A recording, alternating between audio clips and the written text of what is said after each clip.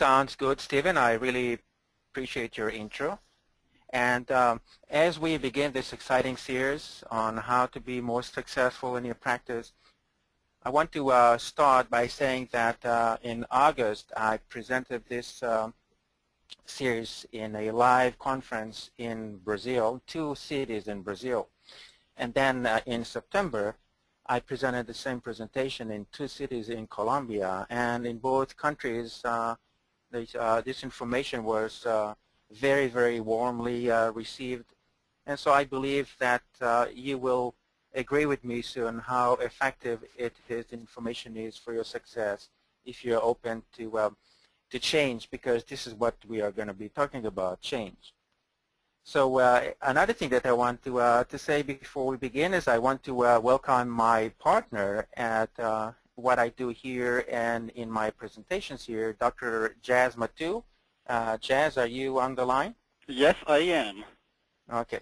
So the way we are going to conduct this webinar series is we're going to go through slides for you to focus on what we're going to be talking about. Different subjects, all exciting, all practical. Everything that we're going to share with you, you can take back to your practices and implement today, and you will see results right away.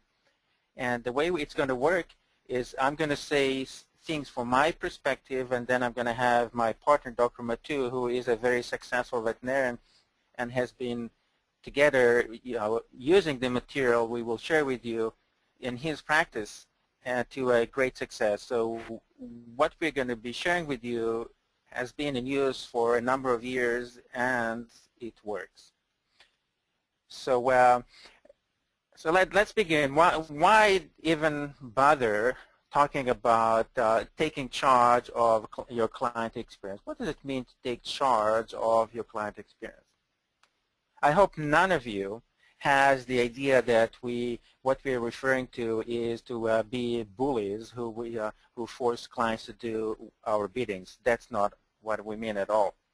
What we mean, on the other hand, is that we need to be more conscientious of the myriad interactions we have with our clients on any area of our practice, whether our clients are in the practice or whether they are at home, that every interaction we have with our clients needs to be improved, needs to be turned into an opportunity to show the one thing that will allow it to be more successful. And we're going to tell you what the one thing, the biggest advantage you who are now on the webinar have over everybody else. Huge advantage once we reveal it to you. So this advantage, if it needs to be programmed, it needs to be systematized, it needs to be planned, and then it needs to be tested, and then it needs to be improved. In other words, you need to start addressing what you do in your practices as a business.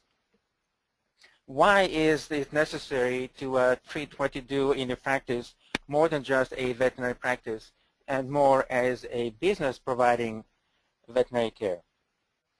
It is no secret that the economy had a major impact on results in veterinary practice. However, what we are looking at is not just the economy. Whether the economy is going to improve in the next few years or not, one thing is not going to change. The thing that's not going to change is that the marketplace is changing very rapidly. So our clients and prospective clients treat us in a way which is very different from even 5 years ago. And unfortunately, we are in veterinary medicine, we tend to be reactive. We fall behind the curveball, and we tend to react to events instead of being in front, ahead of events. And so although you may be looking at the situation and you may be decrying the current reality and maybe daydreaming of the past, how good things were in the past, we believe that you have a great opportunity in this current environment and from now into the future to reap the benefits of your practice, to reap the benefits of your wisdom of taking care of animals, and then some. So Jas, anything you want to add to that? Yes, one thing that I want to identify, most of us as veterinarians, we can relate to it, but I think we need to make a differentiation in being compassionate and in being in the business of compassion. You know, those are two different things. Being compassionate and being in the business of compassion. We need to identify every single day with our clients, with our patients, and with our staff, and let them know the difference between these things. And as we go into the series, we will be touching those points that we are, no matter what, at the end of the day, we are in the business of veterinary medicine and compassion. We need to check that out from the beginning to the end of the day, every single day, and remind ourselves. So I don't want to go ahead of the series. Steve, we should continue to move on this. Okay. So let's first take a look at what has changed in our profession in the last 5 years and what to expect to keep changing in the future. I remember the days when I first started veterinary medicine that my elders told me all you have to do is provide good quality medicine, have good bedside manners, and everything else would take care of itself. Yes, we may have some recessions, but things are going to get better. You just hang tight, withstand the storm, and things are going to improve on their own. That is no longer the reality. The new model is that only we can turn ourselves to be more successful. Only we. It is up to us. However, as long as we continue doing things the same way, we're going to get the same results. So I suggest that we start doing different things and that we thus get different results. The old paradigm in veterinary medicine is that when someone brings a pet in, what they are after is veterinary care. What they are after is getting their pet or animal taken care of when the animal is sick, or the pet, any conditions, diseases prevented when the animal is healthy and comes in for annual exam. That is the old paradigm. That is gone. This paradigm is gone. It is no longer here. In the new reality, what people are after is the experience. And here's the biggest secret that I want to offer to you right off the bat. Your biggest advantage, good economy or bad, your biggest advantage is to offer an outstanding client experience, which transcends dramatically and immensely transcends taking care of pets. And so because in veterinary medicine we don't understand this concept thoroughly, because we have not systematized this client experience, we don't know what it means, client experience. What we focus on is taking care of pets. We purchase more equipment, we go and learn better and newer techniques to take care of pets, but that's not what people are looking for these days. Veterinary medicine is much more a service industry than a animal health industry. I want to repeat this again. Veterinary medicine is a service industry. And so we are held at a different standard as compared to human doctors. Our clients hold us in a different standard than they hold their own doctors. And so what we need to do, and this is what we're going to teach you, is how to create a systematized and an excellent experience for your client so you stand out no matter what. And in fact, if you learn how to stand out based on client experience, you have a huge advantage because everybody else around you is struggling. And so when everybody else is shaking and you stand up tall as a beacon, you will attract people from everywhere who will be drawn to you because they know, if they know that when they come to you, they get consistent, predictable client experience. Not just veterinary service, but predictable, consistent client experience. And that starts, I think in the coming series we'll be talking, there's so many steps. Steve emphasized systematically, every step of the way, that experience needs to be elevated. And there is a way to do it, which we will be discussing.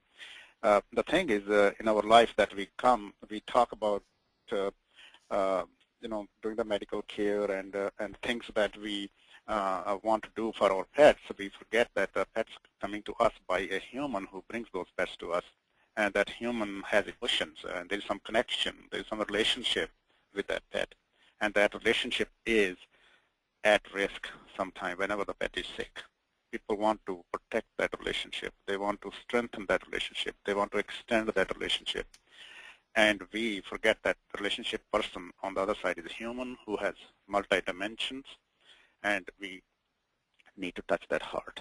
We need to touch that person and ask, what kind of relationship, and sense that and take care of it. So we need to be staying on the top of this experience every step of the way. So we'll be discussing in the coming series that part, and I think no, let's continue on the old belief and new beliefs. Okay, so let's take a look at how our clients look at us. Have you ever wondered, how do really people consider me as a practice, as a veterinarian? Well, this is based on research. Our clients are becoming a lot savvier and a lot pickier. And because of the economy, they have a less disposable income. So the good old days when people had all the money they wanted, service experience wasn't that important. But now that the money is tight, what makes people decide is not cost of service. The vast majority of people, again based on research, the vast majority of pet owners would rather pay more money for service as long as they receive an outstanding experience. As long as they know that whenever they get in touch with that practice, they receive an experience that makes their day better. Their day, not their pet, their day better. They are going to be willing to pay more money for the same service. And so we all know the role of internet in the way people choose veterinarian. We all know how people search the internet when their pet is sick, how they come to us armed with information, whether right or wrong, but they have already made an idea of what their pet needs. And so as a result, because people go to the internet, they don't know how to judge who is better for their pet.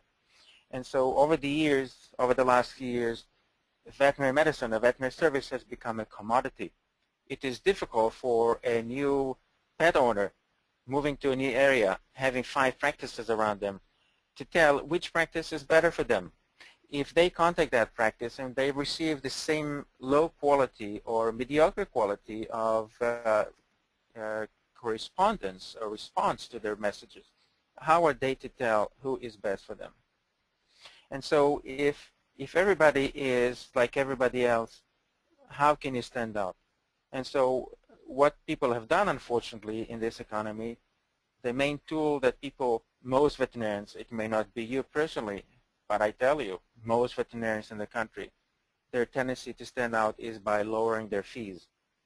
And so it is not a good way to stand out by low fees, because anybody can beat you to low fees, and we begin a price war, and the losers are everybody, including pets and including people.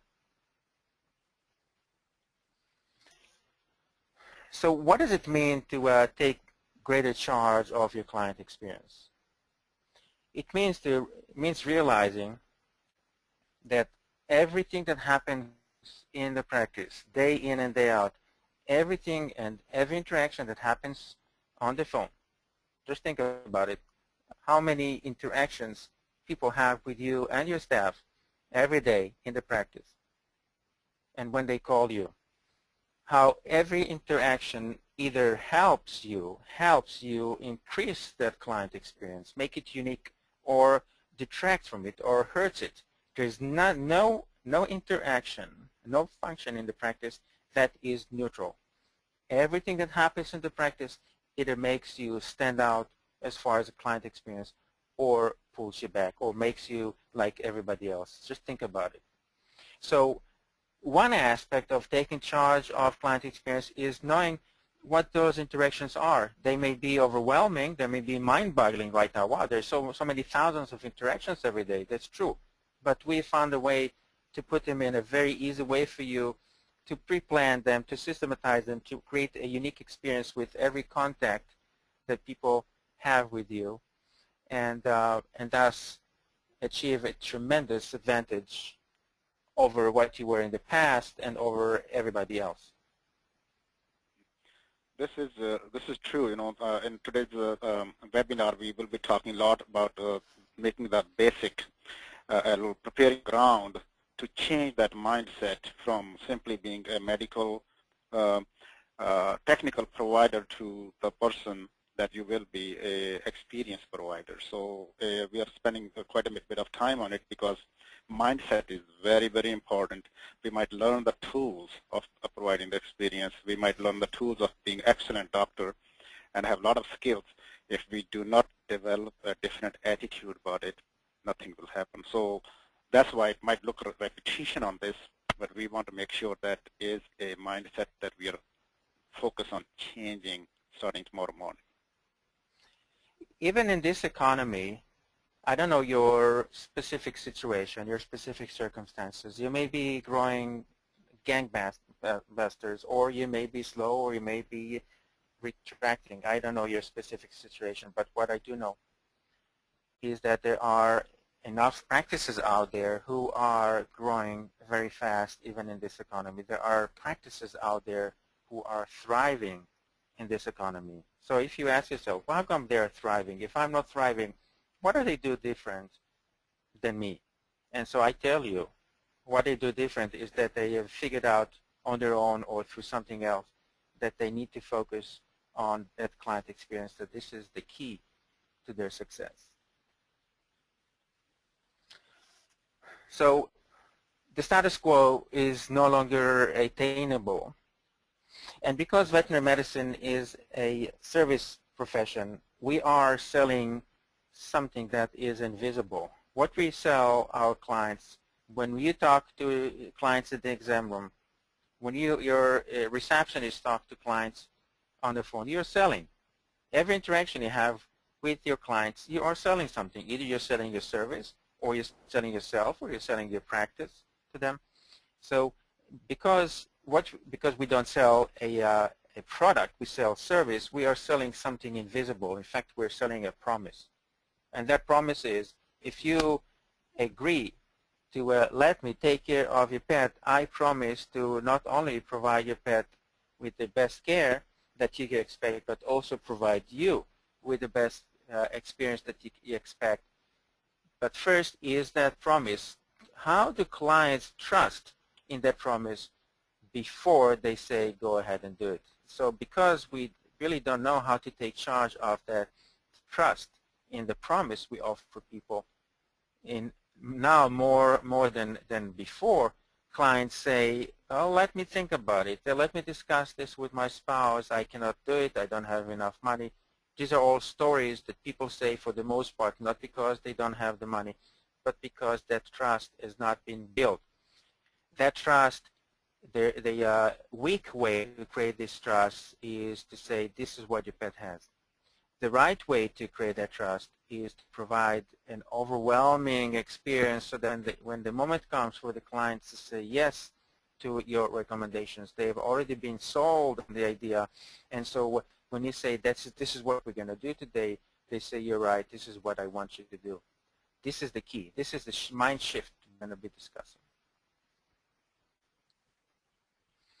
So the way we present client experience, remember a moment ago I've said that there are a myriad of interactions happening day in and out in your practice. In order to make them a lot easier to perceive, in order to make them a lot easier to understand and to systematize, improved and systematize, we put them in a circle.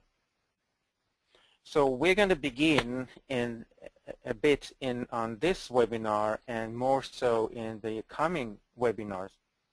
We're going to go all the way around. We're going to tell you where we begin, and then we're going to go all the way around that circle, and we're going to end at the same point, so that if you provide an outstanding client experience from the very first moment that clients touch you, that clients create the first contact with you, if you create a full 360-degree circle of outstanding client experience throughout the entire circle, clients are going to come back more often. Clients are going to be more receptive to your recommendations. So this is why we call this the circle of outstanding client experience. And so if we take this circle and if we break it into steps, these are the steps. We believe that in the vast majority of instances, that circle starts with a phone call. The phone call typically is the first time that clients interact with you. They may interact with you through email, but ultimately people contact us by phone. So what we're going to do is we're going to teach you how to take greater charge of the client experience when on the phone. However, between one area and another there is a transition. So on that circle are stations and there are transitions. It is not enough to improve the client experience in any stations. We also need to be mindful of the transitions. So we are going to be discussing not just stations, but also transitions. So as the client moves from one station to the next, that transition is an opportunity to improve the client experience. And the only way to do so is to plan in advance before that interaction has taken place, plan in advance what it means for us to take greater charge of the client experience in a station, what it means that during a transition, how do we make sure that there is a good flow, and how do we measure the outcome and how we improve it. So as you can see, we start with a phone call, then there is a transition.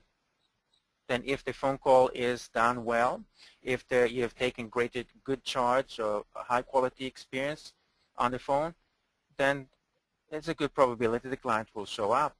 So now the next station is the client is in the lobby. What happens in the lobby goes a long way to whether the client is going to say yes or let me think about it or outright no in the exam room. So we need to be mindful of this group of interactions and systematize them and provide an outstanding experience. Then there is another transition. The client moves and the pet, they move from the lobby to the exam room. What happens in the exam room also needs to be systematized in a way that the people have an outstanding experience in the exam room so that compliance rate rises dramatically. If I were to ask you, what is your compliance rate right now in your practice, for instance, would you be able to tell me? If I were to ask you, what is your compliance rate when you talk about dental disease right now in your practice? What is your compliance rate when you talk about obesity? What is your compliance rate, for instance, in the exam room when you see an older pet and you recommend senior wellness workup? You see, if you don't know the answer to this, if you don't have easy access to this information, then how can you take charge of the client experience in the exam room? So is there any wonder that we are struggling as a profession? But the experience does not end in the exam room. Hopefully the client will say yes, and therefore there's another transition. So either the pet stays in the practice or the pet goes home with the client. That interaction when the client is checked out, that interaction is extremely important to be taken greater charge of to prepare clients to come back, to provide, it provides great opportunities to elevate the experience to a higher degree so that the client wants to come back. It is in our advantage, and theirs too, that they come in more often, right? If the national average for dogs is 2.2 times a year, and the national average for cats is 1.5 times a year, if we can do something to double that, just this from our existing clients, look at the advantage it's going to give you. There is a way, but that way has to be systematized. Then the client leaves. The client is at home. Here's another major weakness we have in veterinary medicine is when the client is gone, we forget about them. We may send them, we may call them up one time if the pet was sick, but that's about it. We may send them reminders from time to time, but that's about it. What we're talking about is there is a great opportunity because the vast majority of the time clients are not in the practice. The vast majority of the time, clients are at home. There's a great opportunity for you to continue improving the client experience when they are at home.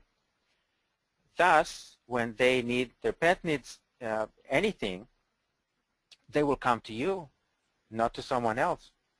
In addition, if you take greater charge of the client experience when they are at home, you will educate them on the other services that they themselves are not aware of.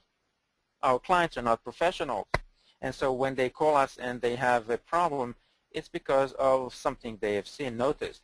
It's not of the things they have not noticed, but we know better. We know that there are other things that their pets need. They don't know it. Now, unless we take charge of this client interaction when they're at home, unless we educate them in a very effective, in a way that improves the quality of the relationship, then why should they come back? Why should they trust us? Why should they believe us? And why should they come to us and not to someone else who charges less? Okay, so if everything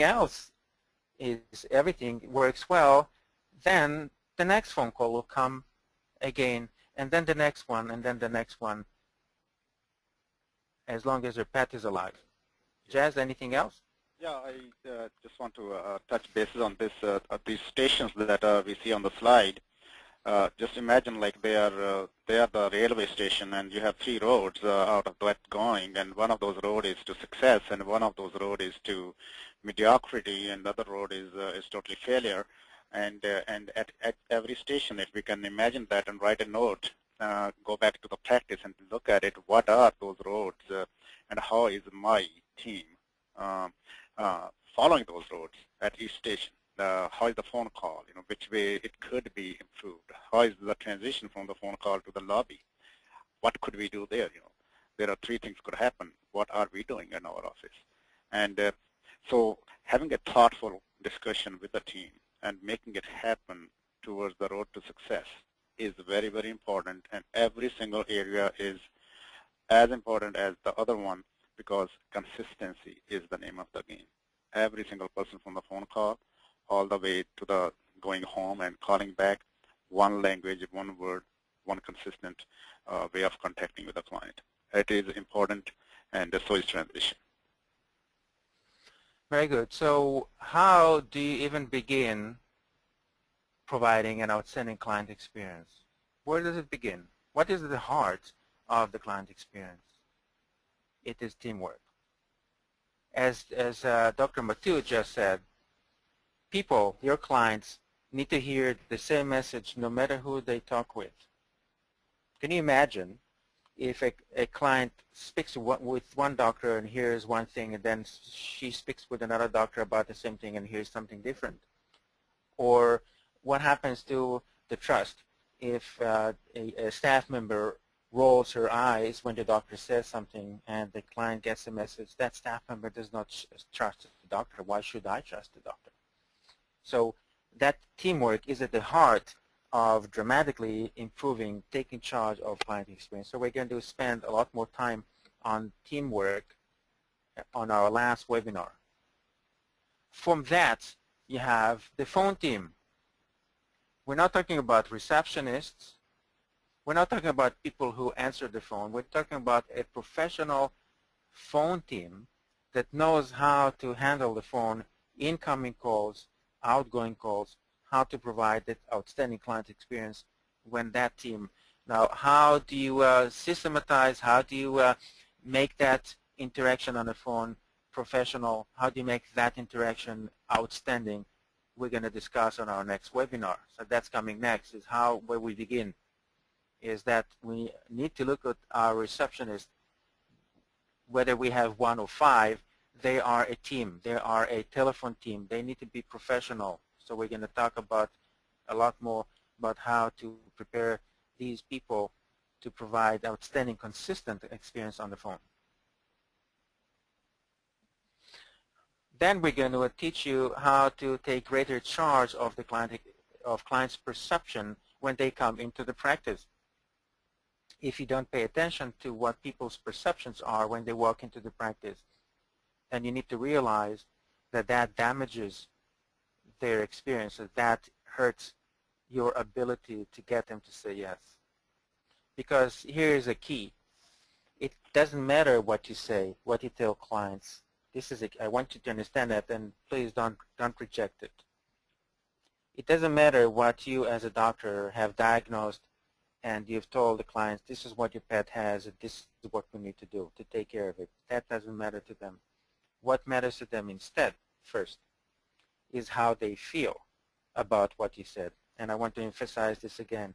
What matters to people, first and foremost, is how they feel about what you've said. Only after that barrier has been removed, only after that need has been satisfied in their hearts, not their minds, then are they willing to listen to what you say about what they need to do. First, feel about what you say, then pay attention to what you say. And so that feel transcends just what the pet has. It transcends what you recommend as a doctor. It revolves around everything, including clients' perception when they come into the practice. Also, we need to be a lot more mindful of how people move from one station to the next. A lot of times we have noticed the relationship declines instead of growth, declines when people move through stations. When things don't get done, people are let wait too long. A different person comes in, doesn't know what's going on. What are we talking about? Who is this? What's your name? What are we doing here? Everything that is shared with clients either helps your practice improve client experience or detracts from it. So we're going to emphasize that too. Then we're going to learn on a future webinars how to leverage the doctor in the exam room. So we're going to talk about the exam room team. It's not just a doctor, it's a whole team. So if the client has been prepared and the quality of the experience has been rising as the client makes the way to the exam room, then the exam room team can continue providing that experience and seal the deal and get the permission to take care of the pet. And then we're also going to emphasize how to systematize ongoing client education when they are away from the practice. Yeah. You know, Steve, it's funny when we're talking about the exam room team.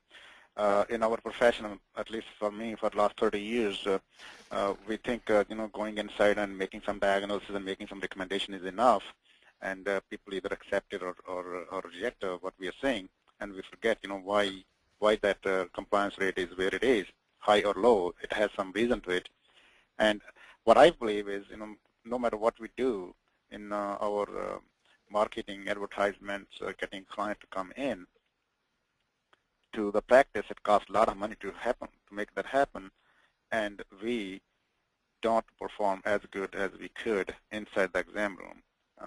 We forget that that's where what they call rubber meets the road. That's where things happen. No matter how good we have done in the before or after, we made a lot of effort to get a client in the exam room. I think we don't pay as much value and attention to what needs to happen. And there are specific steps. I'm glad we're talking about this. There are specific steps that can, without too much of a stress or any stress at all, follow those steps and compliance rate goes up. Very, very high compliance rate. So that is a station to me, very, very important station, exam room. Very good. So let's use an analogy to demonstrate why it is important to pay attention to transitioning between one station and another. As you see on the screen, a football team. So let's say that the football team are your staff members. You are a team. And let's say that your opposing team is not another practice. Your opposing team are not your clients. Your opposing team is mediocrity and status quo. This is who your opposing team is. As long as you do your things well, as long as you know how to pass the ball well, you are going to score every time. You're going to have touchdowns every time against the opposing team, i.e. mediocrity. Let's also say that the ball is the client experience. That's what the ball is. And so You can imagine last time you watched the Super Bowl, how much you've enjoyed the game if you like that game. But one thing, without a doubt, both teams at the Super Bowl knew exactly what to do. Not just exactly what to do, but they knew exactly where to be on the field with every play. They knew exactly where to be. How? Because it has been taught to them. Do you think that they just had a bunch of guys get on the field and win the Super Bowl? No. There's so much that went into planning, exercising, training, and retraining and reshaping and improving for years to be able to make it to the Super Bowl. What about your team? If you want to win your Super Bowl, whatever that is for you, you need to have a very well-trained team that knows where to be in order to receive that pass. So if the ball is the client experience, there is one person, one player with a ball. In order for that player to contribute to his or her team winning the touchdown, that ball needs to move forward, right? If the ball doesn't move forward, how can anybody ever score a touchdown? So that the player who has the ball, the player who has the client experience in their arms, needs to know beforehand, no guessing, no second-hand thoughts, nothing. Everything needs to be systematically planned beforehand, what to do with that client experience, with that ball, how to move it forward, and then also how to pass it and who to pass it to. Because what happens if we don't pass? What happens?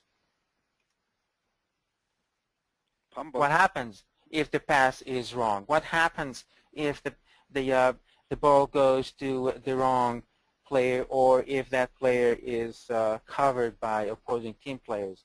We get a fumble. We get an interception.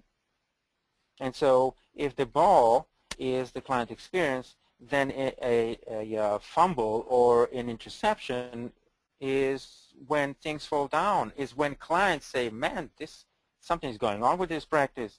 They're not going to say that, but can you expect them then to go back and refer 10 clients to you? Can you expect them to go back and rave about you to other people? No, every time you fumble the ball, you lose points. You lose the opportunity to achieve your touchdown. Just think about it. So I hope this analogy clarifies how important it is to elevate the client experience throughout the game, and how important it is to know who to pass to. That can only be done well if it is designed, and if it is trained, and if it is systematic. And if the outcome is a touchdown, then you need to decide what that touchdown is. And here we use this analogy. I want to share with you what a touchdown is to me. In this analogy, a touchdown is not for a client to say yes to your recommendations. Although it is important, it is not, to me, it is not a touchdown. For me, a touchdown is a referral. It is a referral. So if everything has been done well, extremely well, if that ball has been passed from one player to the next, if a player had the ball in his arms and moved it well forward, and if a touchdown has been achieved, that means that not only has the client said yes with a big smile on their face to your recommendations, but they're also so touched by you that they turn around and refer people to you. That to me is a touchdown. That to me should be your goal.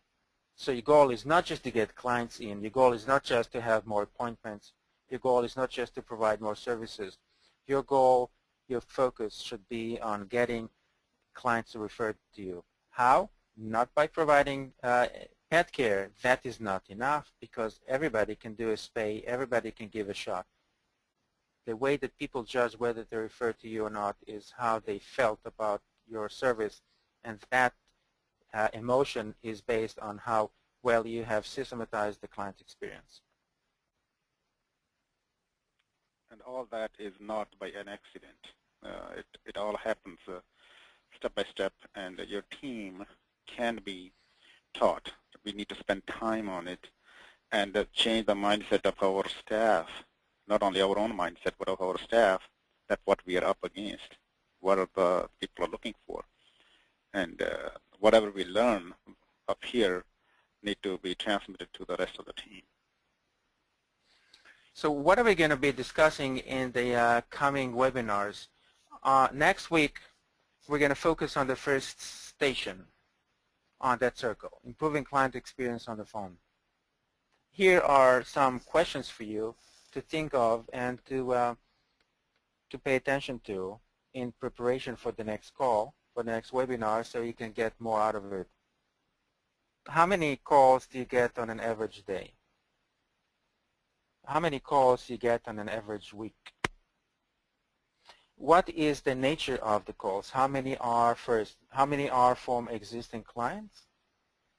How many are from new clients or prospective clients? Not necessarily new. The new are new clients when they come to the practice. Let's call them prospective clients. If you don't know, then you're losing a lot of opportunity.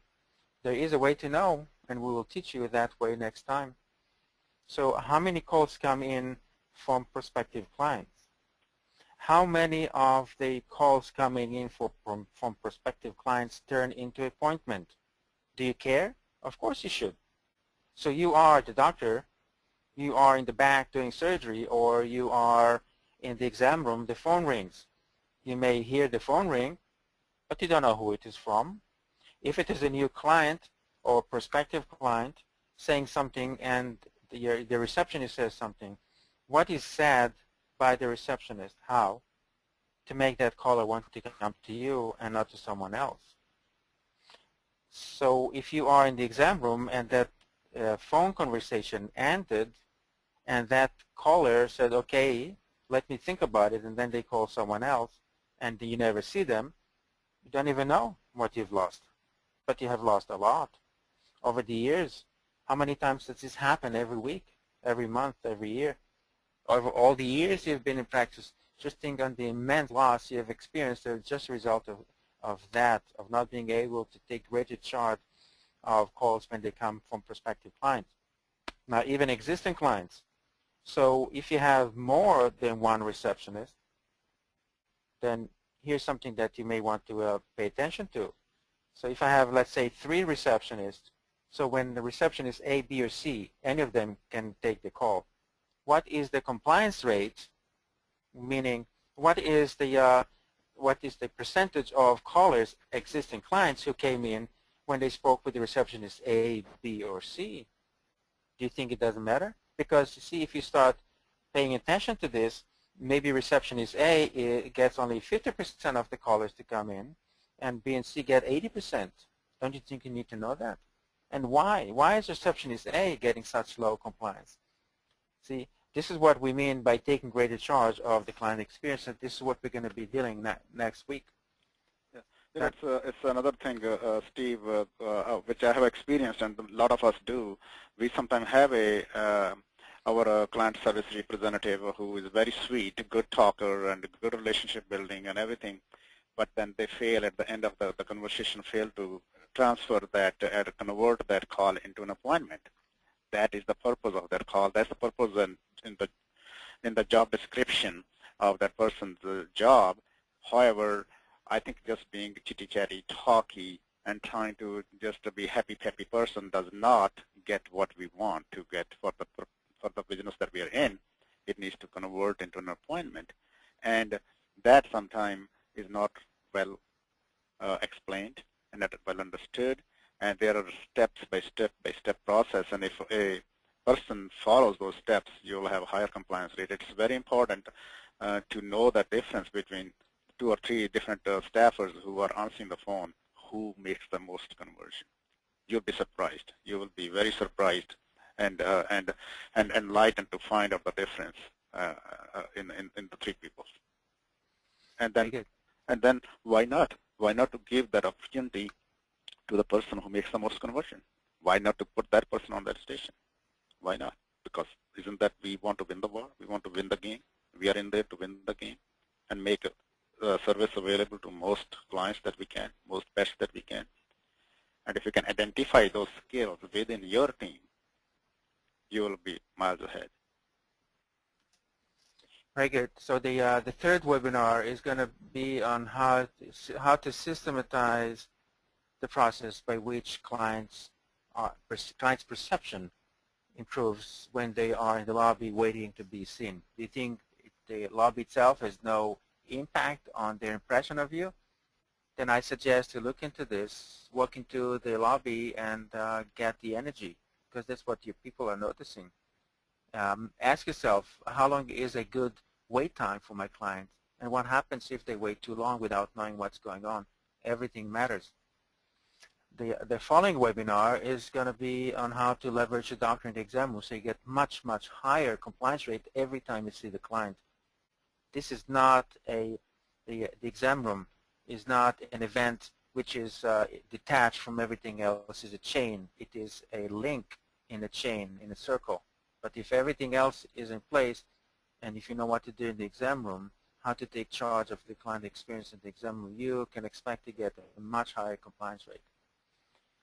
And the fifth one is going to be on how to continue elevating the experience between visits and how to even consider a visit in a way that, in a completely different perspective, consider client visits so that there are things put in place during that visit to create the next one. And the last webinar is going to focus how to bring everything together, because when clients are in the practice, this is where they get the most impact, and this is where they make up their minds on whether the experience was outstanding or mediocre. And so this has to be a teamwork. So we're going to, in the sixth webinar, we're going to focus on how to turn the whole team into a unit, into an entity that provides consistent, outstanding client experience. So now, Stephen, do you want to open up the lines if anybody has a question about this and on what's coming in the next weeks? Yes, absolutely. We'll open up the phone lines for anybody that would like to ask a question. You can click on the hand icon, which is located in the attendee list. So you can select the hand and then it raises and allows me to unmute your phone line. If you'd like to ask questions, you can also use the questions or the chat panel located over on the right-hand side of your screen. And we'll take a look at those questions and get those answered here today at the conclusion of the presentation before we break for the day. So are there any questions out there from anybody that is in attendance?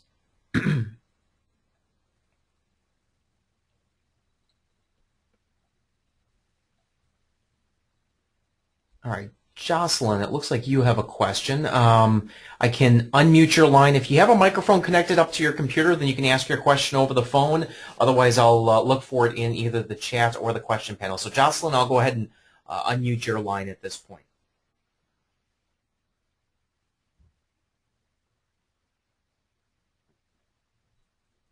Okay, actually the question was typed into the question panel, and what is the opposing team in the football analogy? Can you explain what exactly the status quo is again? So two separate questions. What is the opposing team on the football analogy, and what exactly the status quo is again? Yeah, very good question. So when I ask that question, when I speak around the country and actually around the world, when I ask that question, invariably people tell me, well, other practices. So I say, no, no, no. We are not in competition with anybody. I want to make it clear. We are not competing against each other, meaning other practices. We are a profession. Our goal, our mission is to make pets healthier, and to make people happier. This is how we should look at things. However, our opponent is status quo, meaning not changing, meaning sticking to old habits, meaning being shrouded by fear, meaning being afraid to lose rather than being excited to gain by trying new things. That's what I mean. I also mean that the opposing team is mediocrity, because mediocrity is a major barrier for us to stand out. Mediocrity is a major barrier for us to excel, to get better results, because if we are like everybody else, then why should the client choose us? In fact, if you and I, Jocelyn, were to talk now on one-on-one, here's an important question I would ask you, and I suggest all of you on the call ask yourselves this question. If I were a prospective client and if I called you and if I said, look, Jocelyn, I just moved to the area. I'm honestly looking for a veterinarian. I'm looking for somebody that really will be meaningful to me. Why should I come to you? Why should I come to you? If you don't know how to answer that question with great conviction, with great emphasis, with great passion, then you are looking at mediocrity. So the way we will teach you is how to be able to answer the question in such a way that will make the caller stop and say, oh my God, this is amazing. This is someone I want to go to. Hopefully that answered your question.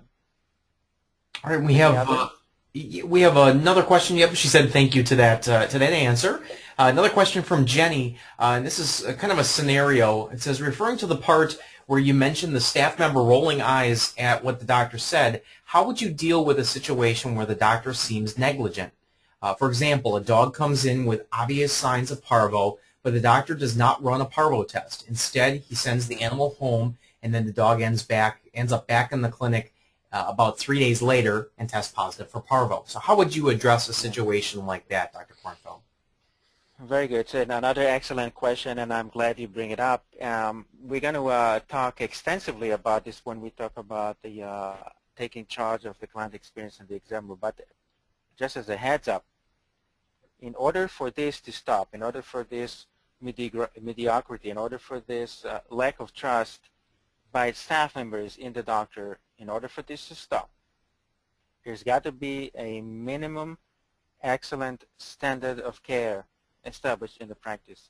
Minimum excellent standard of care. There are between 18 and 20 cases that make about 80 to 85% of our caseload. You know what they are. One of them is parvo in your area. So what does it mean, minimum standard of care? So if you have one or more doctors, all the doctors need to sit down and they need to decide. So when we see a puppy suspected for parvo, what is the minimum that all of us are going to talk about? It is no longer left for a choice. A minimum standard of care means that we all doctors agree upon and we adhere to it, and it is a must. So if when we see a pet with symptoms which may connote parvo, that invariably we're going to run 1, 2, 3, or 4 tests. All doctors, it is not left for their choice. All doctors, if you want to work in our practice, then you need to, once you agree to the minimum standard of care, then every time there is a suspicion for parvo, we need to run those tests. Doesn't mean that you are not allowed to offer more services. If you, as a doctor, you have the right to do other things, but you do not have the right to offer less. So once this starts, when this happens, so no matter who the doctor is, no matter who the client sees, if all doctors recommend the same thing, then the trust from the staff in the doctor will rise too, because they will know that this is the right thing to do. See, how does the staff know that it's the right thing to do? If every time it is the same thing. If every doctor does the same thing, that's how the staff decides it is the right thing. But if different doctors recommend different things, then how is the staff to trust in the doctor? And if the staff doesn't trust the doctor, how is the client to trust the doctor? So that's the answer. Yeah, that's the inconsistency that leads into distrust, not only among clients and the doctors, but also among the team themselves, because we leave it to chance and we leave it to our feelings, and we do not follow the science. So what I'll suggest to add into Steve's answer is to approach your doctor's team and say in an open and honest way, and say, here is a situation. We all want to do the best we want to for the pets, and we all care for this profession and for the people. Let's sit down and have 18 or 20 different patient-client issues that come up. Let's make a minimum standard and have an open discussion. Have a very open discussion. Okay, I want to take X-rays. The dog comes in walking, limping. Take X-rays. take blood tests, to do some consultations, and do whatever you as a team want to establish, and then write it down. And that goes into every room. We will be talking more on those, so that, not only does a consistency, that's what we talk about, consistency. On the phone, we talk that in the exam room, we talk in the go-home instructions, because it is important. Anywhere you leave it to change, it breeds distrust, and people can feel it. The clients can feel it, that energy that's in the walls of the practice. So, yeah, good question. And I think honest discussion has to happen, and start building it by involving the people, by involving the doctors. Build their own process, and then stick with it. Any other questions, Stephen? Yeah, and it was just a follow-up. I think it was before you continued on with your description, but the question was, but as a staff member, not an actual doctor, and I think you addressed that in talking about getting together as a team and trying to come up with a game plan.